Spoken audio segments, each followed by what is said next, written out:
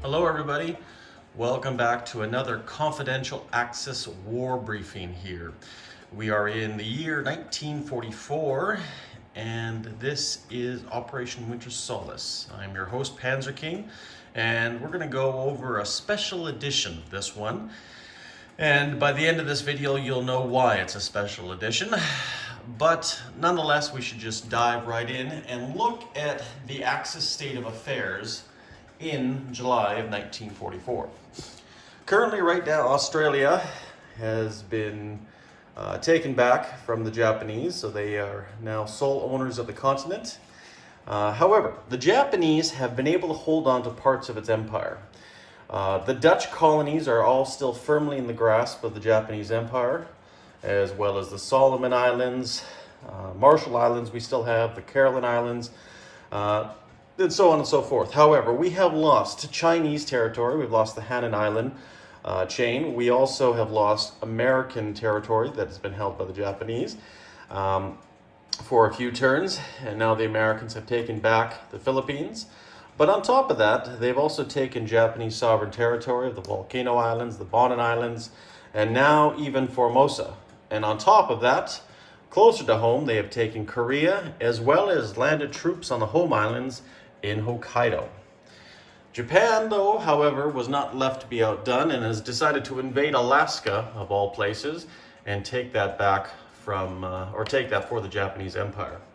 But Japan is in a tough way, because right now there is several fleets in the Pacific here. We have the 3rd and 7th fleets blockading Japan, and that's the 7th fleet here, and this is the 3rd fleet here. Incidentally, these cruiser markers just indicate how many cruisers there are, since I don't have enough light cruisers currently at the point. Now, in the Philippines, in their Central Pacific plan, they have the American 5th Fleet and the Far East Command's 1st Fleet, comprising of a coalition of ships from Australian, Canadian, and British. And of course, they have a carrier with the transports and several other troops. But there are no enemy warships at all left in the Pacific. And of course, off the coast of Hainan Island here, in the South Sea of Japan, we have the 6th Fleet as well. So the Americans dominate the Pacific. And the last remnants of the Japanese fleet was sunken by the American battleship group, and the Shinano joined her sister ship, the Yamato, at the bottom of the seas, sadly. So that's a little reenactment of that battle. But Japan's strategy now going forward is strictly on the defensive. Now that we're going to be blockaded, we're going to get less money. We're going to only get the money inside the island, plus our wartime income. So we really have to make sure Tokyo is defended, as well as the main islands too. But now the Americans building a factory here in Hokkaido is not a very good thing, that's for sure. But also, I know they're planning offensive back here to liberate China. So the communists now are going to be on their toes. And that's a different story because, of course, territory up here is being taken and fought over by the Allies and the Comintern. Same here in China, and of course, same here in Southeast Asia, and India. So if Japan can hold on to this and hope the Americans do not go after these territories or pay a very hard price for it, I think that's the best Japan can hope for. And Japan basically turtles and defends the home islands, because if Tokyo does fall, all the victory points the Japanese have developed this game are out the window. So the defense of the home islands and the defense of Tokyo are going to be paramount. Now, let's move on to Italy. Italy, peaceful, loving Italy, is debating whether to go to war or not. Currently, right now, we have a very large Italian fleet headed north, and that comprises of the 6th and the 5th Fleet with transports, airplanes, aircraft carriers, cruisers, and far behind it, well, I shouldn't say far behind it, but slowly behind it are the slow battleships, along with a few other support vessels, making its way north to England. Now, they may act, they may not. I don't know what the Italians are thinking on board the ships, but they may have the courage summoned to attack the fleet in the English Channel, allowing German troops to cross in force and to reinforce London and push the advance into the British Midlands. So We'll see what Italy does next turn. Just to clarify, we are now entering the final stages of this war.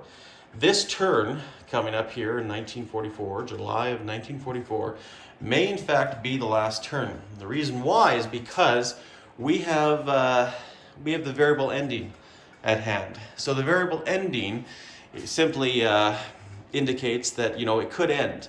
I believe if we roll a 3 or less this turn, at the end of this turn, the war is over. The reason why is because capital cities like Paris and London are under Axis control.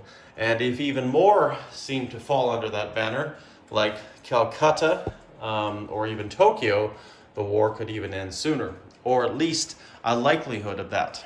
So currently right now, Italy is still staying neutral, but Italy does have to start building some ships or engaging the British fleet if it wants to see a resolution to the end of this war. So by going to war, they are going to put them vulnerable in the Mediterranean, and Force H and Force Z here can sneak back up in the Mediterranean and put pressure on Rome and its other colonies that it's recently acquired, like Albania, like Abyssinia. So we will see what happens. It is unfortunate that we did not win the Spanish Civil War and the nationalists prevailed, but we will see what happens in the end. The Russians are now activated, but this might be a good thing or a bad thing, and I'll tell you why.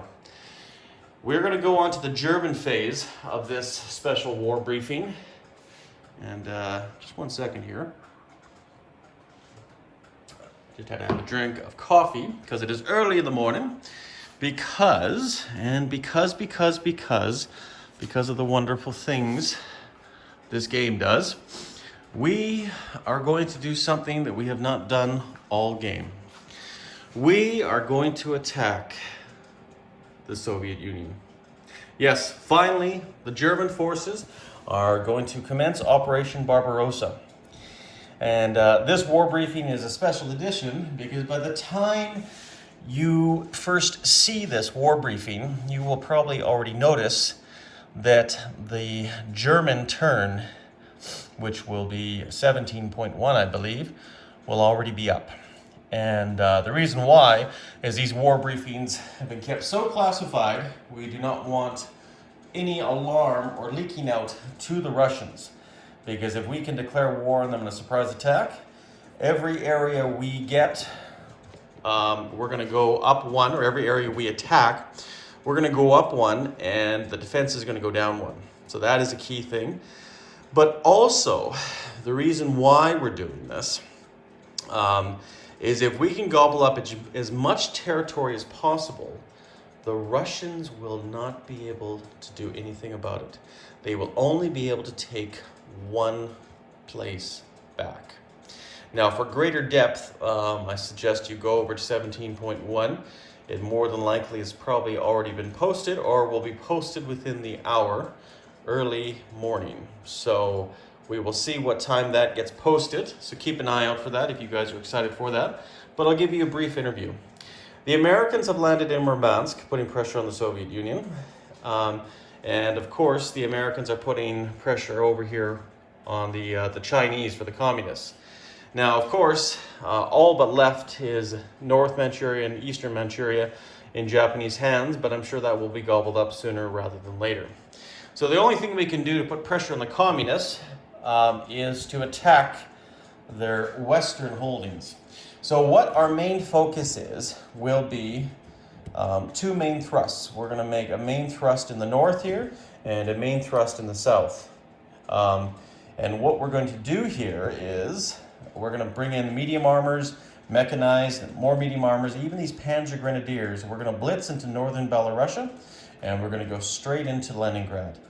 We are also going to be bringing in our Strat bomber fleet, which is comprised of 2 regular Strat bombers and a heavy Strat bomber, plus a 3rd Strat bomber lend-leased from Italy last turn. All 4 of these are going to come into Leningrad to soften up its defenses, and then we're going to follow behind with paratroopers and light bomber formations to also attack Leningrad. Hopefully we will be successful and Leningrad will fall, and that will be a city, 1 down and 1 more to go to gain a victory point, if we are successful. In the south, we're going to send various vehicles in here, and we're going to be blitzing into these territories. And we're also going to be blitzing into southern Ukraine as far as eastern Ukraine or down here close to Crimea. We're going to, like I say, try to gobble as many territories back because he can only take one territory back his following turn. Now over here, we are also going to take a very valuable territory away from him. Manstein's forces here in Syria, he's going to send his cavalry divisions across the Kars territory, through the mountains, into Transcaucasia, where there is no current defenses except an anti-aircraft gun, and of course a damaged factory and air base. But we can take $5 off the Russians and threaten their southern position. What's this going to do is it's going to force the Russians now to realize we have our air force a long way from home, because there's no current air force in the Soviet Union itself or close to the capital. So he's going to now have to worry about forces in Iraq. He's going to have to worry whether he wants to go into Calcutta or retreat everything and come back. But of course, we're blocking the rail route here, and there is no rail route into there. So he can't rail anything back, so he'll have to fight his way out of it and come back into the Transcaucasia area. So that's basically it in those theaters of combat. We're going to send our seaplane from Paris right here, and we're going to fly it here and take out its transport fleet, because seaplanes can't attack transports, and basically that will be an auto kill because the Soviets don't have advanced submarine warfare, or radar for that matter. No, they don't. So that leaves the Arctic campaign. Now in the Arctic, we have Lapland undefended, so we are going to march troops in there and take it, but we're also going to move forces into Trondheim. Take Narvik from them, because that'll also give us an extra 1 point bonus, as well as taking Transcaucasia gives us an extra $2 bonus. So it is very valuable that we take as much territory in the beginning phases here as we can. And to help us out, we're going to use our mighty Air Force. We're not going to weaken London. In fact, we are also going to try to keep that as strong as possible against British attacks. But we'll see what happens here in the next turns. But the problem is, because it could end this turn, it would be sacrilege to let those evil communists take over the rest of the world and win this war. So we are not going to do that. Communism is a scourge in Europe, or at least in Eastern Europe, and we must eradicate it from the map. So Hilltop has been a wonderful ally for the Axis powers, but now it's finally time to show who the true masters of Europe are. So that is the war plan in a nutshell, guys. Feel free to comment, but by the time you comment on this, the German 17.1 turn will already be either shot, posted, or up. So hopefully you enjoyed this briefing, guys. Obviously, we're going to go into greater detail in the next video, so go check out 17.1 and make your comments there. And I'm sure many of you will be very excited to see an Operation Barbarossa in traditional spirit, having our well, basically, we're actually having 4 spearheads. We're having an Arctic spearhead, we're having desert spearhead, so an Africa Corps, our Arctic Corps, and 2 main thrusts, like the original Barbarossa plan, one in the south and one in the north. But Leningrad is the key. Taking Leningrad will really hurt the Germans. And we will see if this convoy route starts to open up. I doubt it will, because the Americans have taken Murmansk. And the Americans are going to try to gobble up as much territory, and they are free to gobble a lot of territory up here because of the simple fact there is nothing up here that can stop them. They have forces in southern Finland, but who knows, they'll try to take back Leningrad, but they have to make a decision which territory they want to take back. This is the most valuable, so you think they will probably try to go back after that. So Panzer King here in the Lion's Den, bringing you a quick conclusion to our summary, and hopefully you guys enjoyed this video, and hopefully you guys will watch the next one, and tell me your comments, and tell me if this is something you guys would have done. I have played this game for this final battle, or this final war, I should say, or the final Eastern Front battle, I should say. And I've been waiting for this, and I've been biding my time, and I know a lot of people have been saying I should have gone there first. But I really wanted to see London fall, Italy secure, and get those darn Russians distracted somewhere else. So this could work for the Axis, it might not. But right now, Japan is in a heap of trouble, and the only power worth that has the strength to change this is the Germans. So take care, everyone. You all stay classy, and we'll see you around for the next video. Panzer King is out.